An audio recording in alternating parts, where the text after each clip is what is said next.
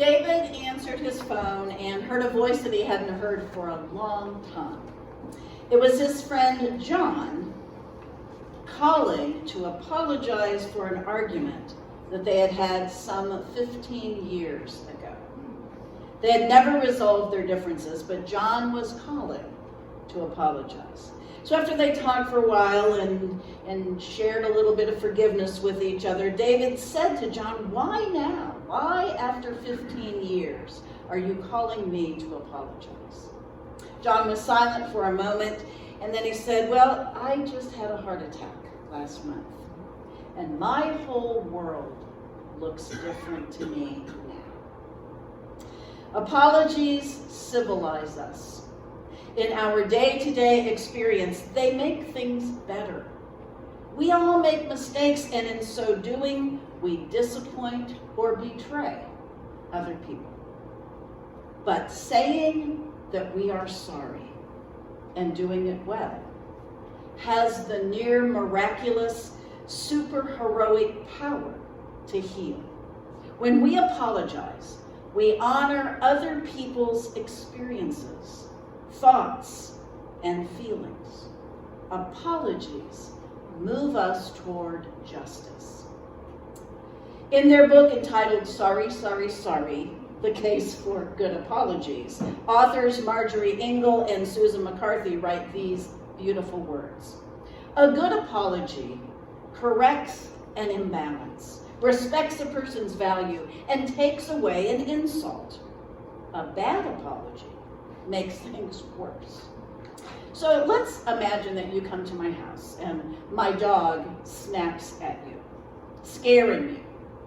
And I say, "Oh, I'm sorry, but you shouldn't have looked at him that way." Most dog people know not to do that. My apology just made things worse for you. I implied that the dog snapping at you was actually your fault. So maybe you should really apologize to me or to the dog, and that you're ignorant and you're not a dog person, or you're maybe just a really lousy dog person. That was a bad apology. We are also deeply aware of times when we should apologize, but we just don't. Perhaps we're stubborn or prideful, or we feel like the other person doesn't really deserve it. One night, a husband and wife had a really big argument about how the dinner was supposed to be cooked.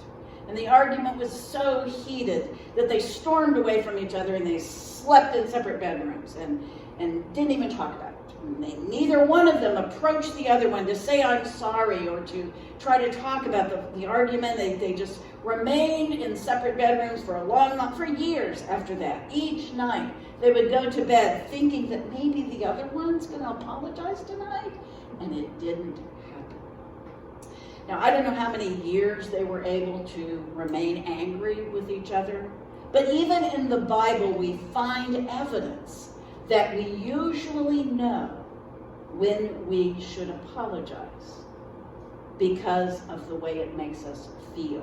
In Psalm 51, we find this verse. "For I admit my shameful deed, it haunts me day and night." We have all had that beautiful experience of a forced apology. Tell your brother you're sorry. Sorry. Say it like you mean it. "I'm sorry."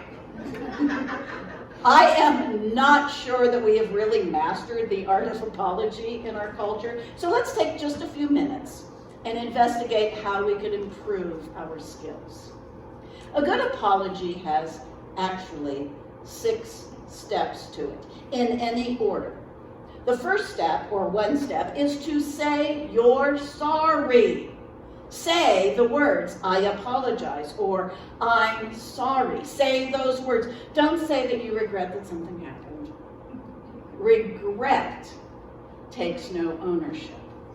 According to psychologist Harriet Lerner, "I'm sorry" are 2 of the most powerful words in the English language. So say "I'm sorry" directly to the person or the people that have been harmed. The second step is to say what you did. Say you're sorry and name what you did. Don't say that something was done. use the active voice instead of the passive voice. I'm sorry I dropped a toaster on your foot. That is spoken in active voice. If you say, I'm sorry a toaster was dropped on your foot, you are somehow now not responsible for the deed. This is the time to own what you did, not to avoid it. Now, if you need to test out whether or not your sentence is in passive or active voice, here's a test you can use. Insert the words by zombies somewhere after the verb, and if the sentence still works, you have passive voice. I'm sorry a toaster was dropped on your foot by zombies. See, it's passive voice. The third step is to show that you understand why what you did was bad. I'm sorry I turned my phone off to take a nap and I slept so long I missed our dinner date.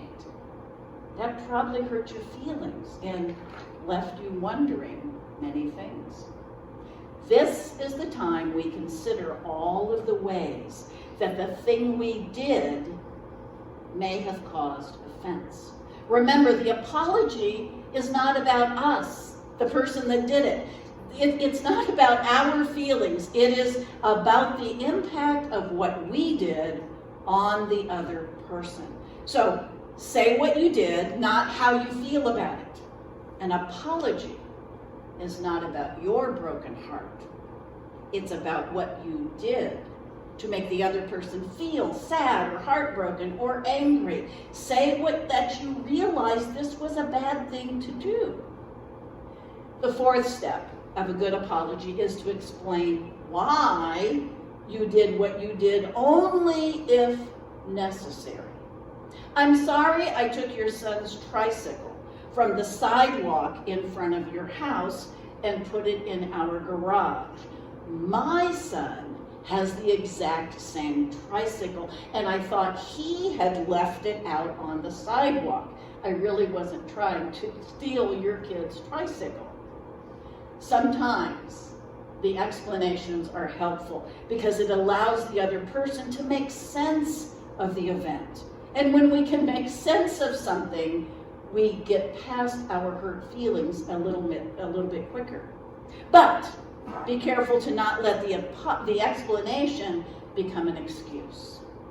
I'm sorry I opened the door to your rabbit's cage and it got out. I didn't mean it. I didn't mean it is always an excuse. Don't say I didn't mean it.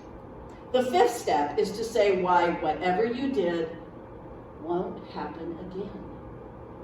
I will be sure to look more closely at the tricycles next time so I don't get them mixed up.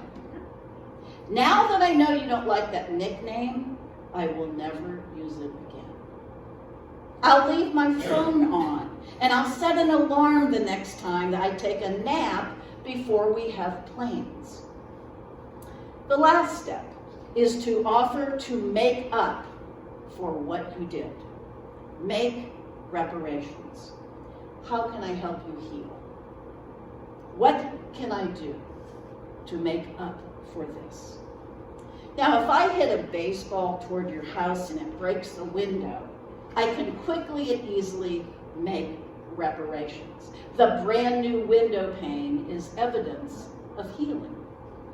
But when there is nothing tangible to repair, as in the case of a broken heart or a broken relationship, our efforts must be focused on restoring the offended person's dignity. The question, what else do you want me to do, can start that process. So those are the 6 parts in any order to making a good apology. We may or may not have ever heard those steps before, and so now we kind of have a new model for how to make a good apology. Notice that asking for forgiveness is not on the list. And isn't that what we normally talk about, especially in church, when people have been wronged? Well, yes, we do. But forgiveness is something that the person who was offended does when they want to and when they are able to. Let's imagine for just a moment how really kind of selfish it is to ask someone that you just offended to forgive you. I just hurt you. I just dropped a toaster on your foot. You are literally in physical pain, and I'm giving you a good apology. I'm sorry I dropped a toaster on your foot. Will you please forgive me? Please forgive me so that I'll feel better about what I did. You're writhing in pain, and I want you to take care of me. Help me feel less guilty. Make no mistake, forgiveness is good. It's beautiful, it's great, it's healing later on, at the right time, not when I'm making an apology to you. Martha Beck has written, the final gallant act of apology is to release your former victim from any expectation of forgiveness. No matter how noble you have been, he will forgive or refuse to forgive on his own terms. That is his right. Improving the art of making an apology not only does wonders for our relationships, but it also reminds us of our core values. We end up feeling more authentic and humble when we are able to non-defensively and without resentment, entitlement, or anger say those beautiful, powerful words, I'm sorry. Amen.